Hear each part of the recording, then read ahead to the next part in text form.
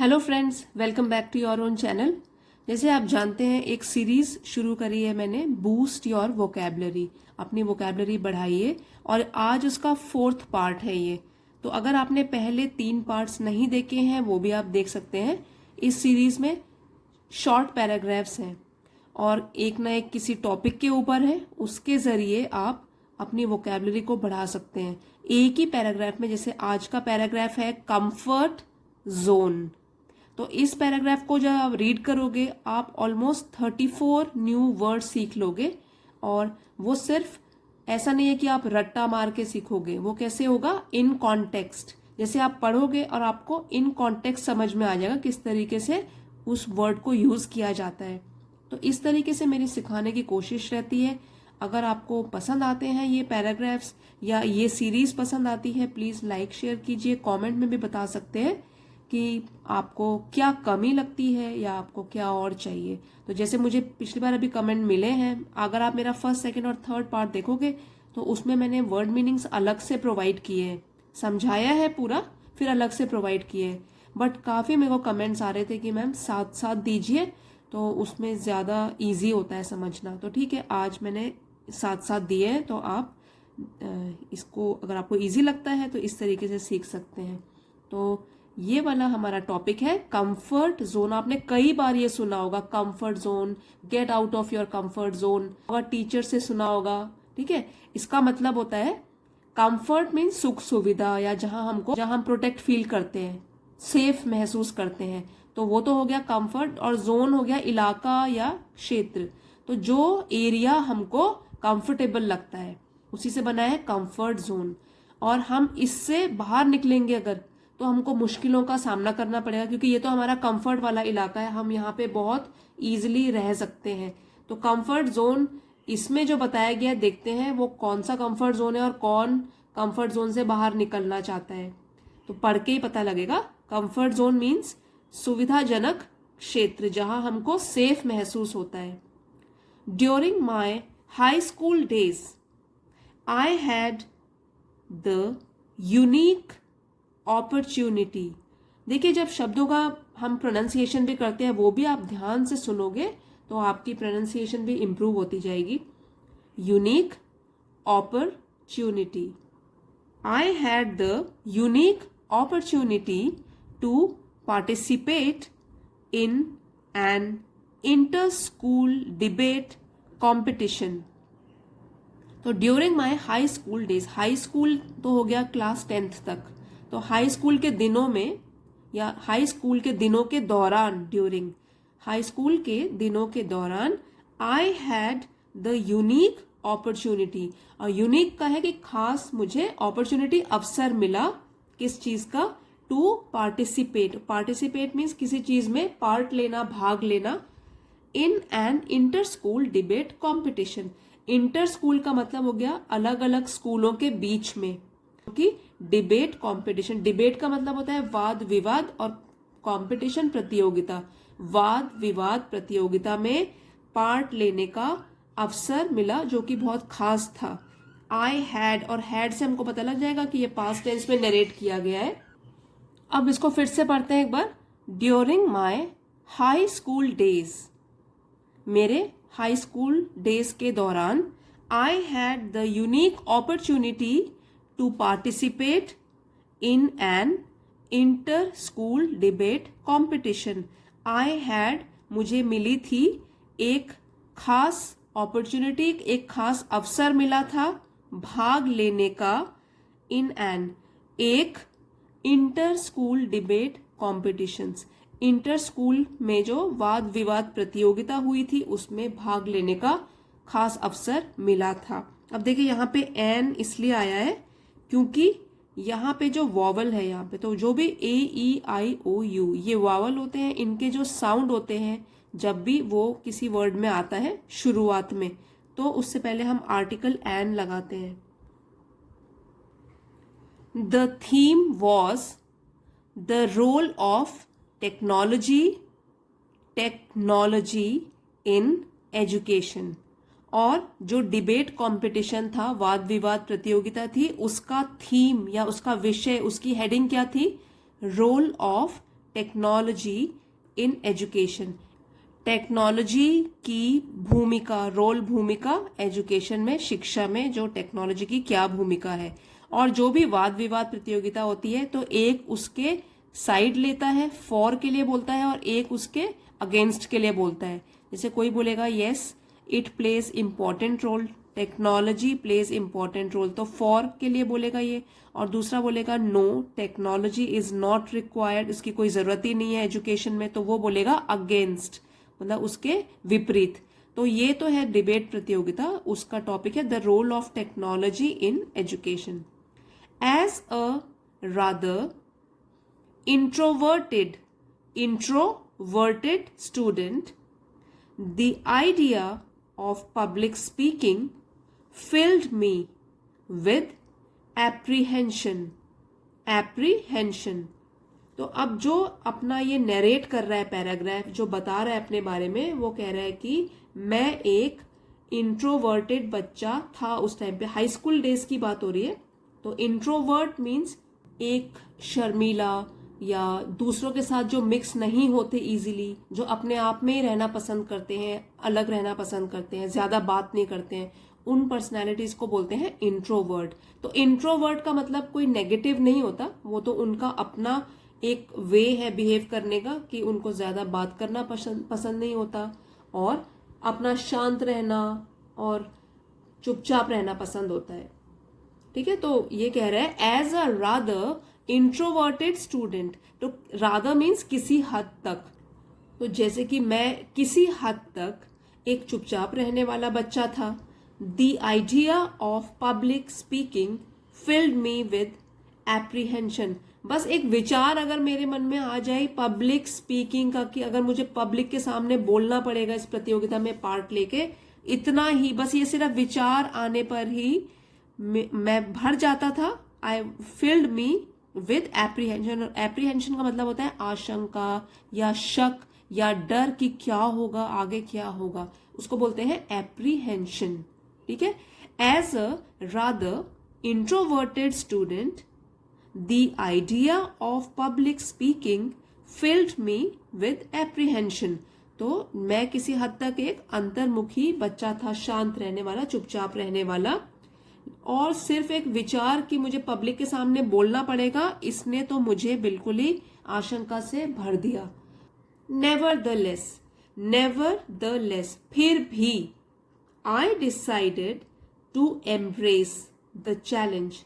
तो फिर भी मैंने डिसाइड किया, मैंने फैसला लिया, टू एम्ब्रेस, स्वीकार करने का। एम्ब्रेस स्वीकार करना, गले लगाना, तो यहां पे तो है कि स्वीकार कर लिया मैंने उस चुनौती को। चैलेंज, चुनौती। In the weeks leading up to the event I immersed myself in preparation from various books to strengthen my argument. तो अब उसने स्वीकार तो कर ली चुनौती, तैयारी भी कर रहा है। In the weeks leading up to the event, तो इवेंट तो हो गया कार्यक्रम, और वीक्स है हफ्ते, तो मतलब कुछ हफ्ते बचे हुए थे उस इवेंट को आने में। तो लीडिंग अप टू है, the weeks leading up to the event, तो उस कार्यक्रम के या उस घटना से पहले जो हफ्ते थे, I immersed myself in preparation from various books. तो मैंने अपने आप को, माई सेल्फ अपने आप को, और प्रेपरेशन हो गया तैयारी करने में पूरी तरीके से डुबो दिया। इमर्स पूरी तरीके से डुबो देना, पूरे ध्यान लगा के किसी चीज में डूब जाना। तो कह रहे हैं कि I immerse myself in preparation, मैंने अपने आप को पूरी तैयारी करने में पूरी तरीके से डुबो दिया। फ्रॉम वेरियस बुक्स, अलग अलग बुक्स की सहायता ली और तैयारी करना शुरू कर दिया।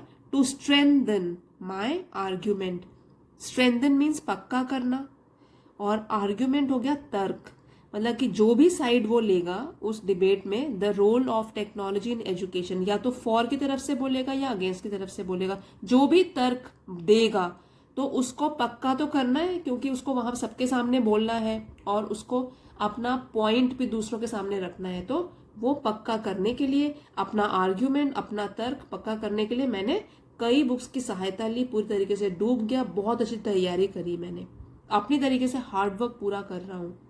My classmates and I engaged in rigorous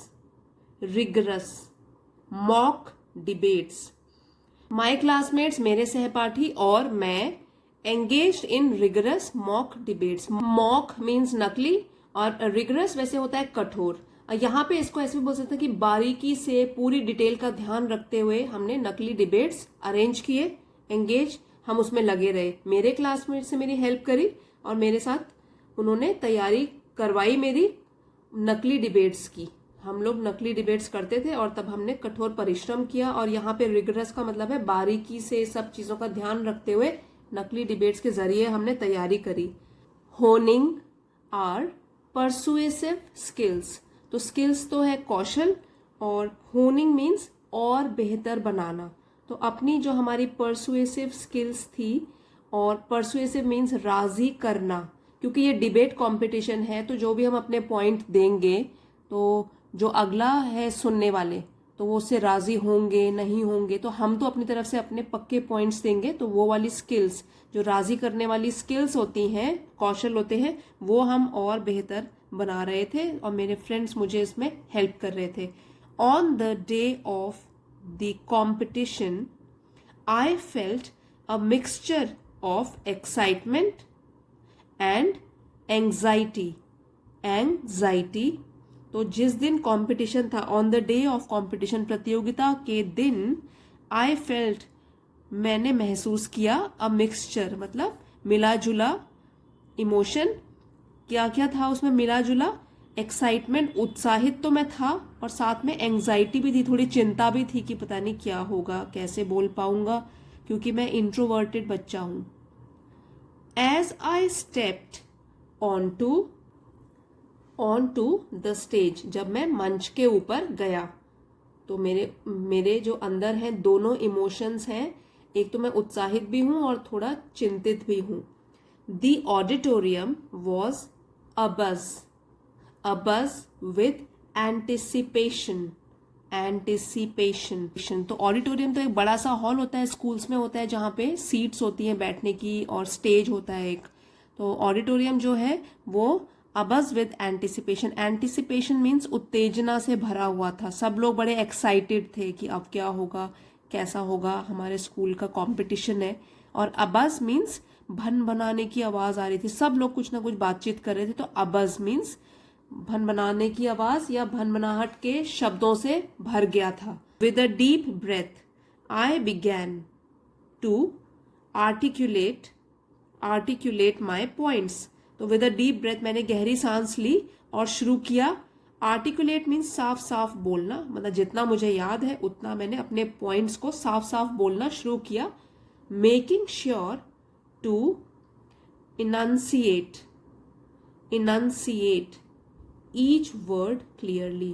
making sure मतलब मैंने ध्यान में रखा कि एक एक वर्ड, ईच वर्ड साफ से मैं बोलूं, है ना, ताकि बिल्कुल स्पष्ट तरीके से बोलूं। और इनंसिएट का मतलब भी यही होता है, मेकिंग श्योर टू इनंसिएट, स्पष्ट तरीके से विचार व्यक्त करना। तो जो भी मैंने प्रिपरेशन करी हुई है उसको कम से कम मैं स्पष्ट तरीके से अपने विचारों को व्यक्त कर पाऊं। And to articulate my points, making sure to enunciate each word clearly. It was an exhilarating experience that pushed me out of my comfort zone। तो इस एक्सपीरियंस की बात हो रही है अभी, जो उसने पब्लिक स्पीकिंग करी और तब उसको मिला। ये वाला एक्सपीरियंस, ये अनुभव, इट वॉज मेरे लिए था एक एक्सिलरेटिंग मीन्स रोमांच भरा, खुशी भरा, that pushed me out of my comfort zone, जिसने मुझे धकेला मेरे सुरक्षा क्षेत्र के बाहर। अब कंफर्ट जोन यही हो गया कि मैं तो एक इंट्रोवर्ट बच्चा हूं और मैंने कभी भी कोशिश ही नहीं करी पब्लिक के सामने, इतनी बड़ी पब्लिक के सामने बोलने की। लेकिन एक बार मैंने जब ठान लिया कि मैं अपने कंफर्ट जोन से बाहर निकलूंगा, तो हाँ, ये वाला जो एक्सपीरियंस मुझे मिला बोलने का, ये कैसा रहा मेरे लिए, रोमांच से भरा हुआ। That pushed me out of my comfort zone. In the and, अब अंत में, आर टीम एमर्ज्ड विक्टोरियस, हमारी जो टीम थी विक्टोरियस, विक्ट्री से बना हुआ है, वो विजयी हुई। एमर्ज्ड निकली या उभरी, कैसे, जीत कर। तो हमारी जो टीम है वो विजयी घोषित हुई। I learned that stepping beyond one's comfort zone can lead to personal growth. तो अब मैंने सीखा इससे, हर एक एक्सपीरियंस से, हर एक अनुभव से हम कुछ ना कुछ तो सीखते ही हैं। मैंने इस एक्सपीरियंस से, मैंने इस अनुभव से ये सीखा कि अगर हम कदम रखते हैं बियॉन्ड, दूसरी तरफ, किसके, हमारे कंफर्ट जोन के, जो हमारा सुरक्षा का छोटा सा एक दायरा है, उसके बाहर जाके अगर हम कभी काम करते हैं, कभी कदम रखते हैं, स्टेप करते हैं बाहर, it can lead to personal growth. तो ये क्या कर सकता है, हमारा व्यक्तिगत विकास कर सकता है। तो हमको भी कोशिश करनी चाहिए। थोड़ा मुश्किल तो ज़रूर लगता है कंफर्ट जोन से बाहर निकलना, लेकिन एक बार जब हम निकल गए और कुछ अच्छा ही होता है अनुभव, तो हम फिर अच्छा महसूस करते हैं और हमारा व्यक्तिगत विकास भी होता है। And unexpected achievement, achievement means उपलब्धियां, अनएक्सपेक्टेड जिसको हमने आशा ही नहीं की थी, जिसके बारे में, अप्रत्याशित। और तो क्या होता है, कंफर्ट जोन से बाहर निकल के it leads to personal growth, हमारा व्यक्तिगत विकास होता है। और हो सकता है कि हमको बिना एक्सपेक्टेशन, जो हमने जिसकी एक्सपेक्टेशन नहीं की, अप्रत्याशित उपलब्धियां भी मिल जाएं। It was a defining moment, moment ये मूवमेंट के साथ कंफ्यूज नहीं होना है, मूवमेंट कुछ और होता है और मोमेंट होता है क्षण या पल। It was a defining moment in my school life. तो मेरी स्कूल लाइफ में ये एक महत्वपूर्ण क्षण था। डिफाइनिंग मोमेंट एक बहुत ही इंपॉर्टेंट पल था, महत्वपूर्ण क्षण था। वन, और ऐसा क्षण जिसने instilled, one that instilled in me a new found confidence in my abilities, जिसने कि मेरे अंदर भर दिया, इंस्टिल्ड भरा, न्यू फाउंड जो मुझे नया मिला अभी, न्यू फाउंड नई, कॉन्फिडेंस आत्मविश्वास, नए कॉन्फिडेंस से मुझे भर दिया, आत्मविश्वास से भर दिया अपनी क्षमताओं में, एबिलिटीज, क्षमताओं में। तो इस एक्सपीरियंस ने, जो कि मैंने अपने कंफर्ट जोन से बाहर जाके हासिल किया, इस एक्सपीरियंस ने मुझे भर दिया एक नए आत्मविश्वास के साथ अपनी क्षमताओं पर। तो मुझ में भी कॉन्फिडेंस आ गया। चलिए अब मैंने आपके लिए कुछ सेंटेंस बनाए हैं, वर्ड्स तो यहीं से ले लिए हैं और कुछ अलग से सेंटेंस है।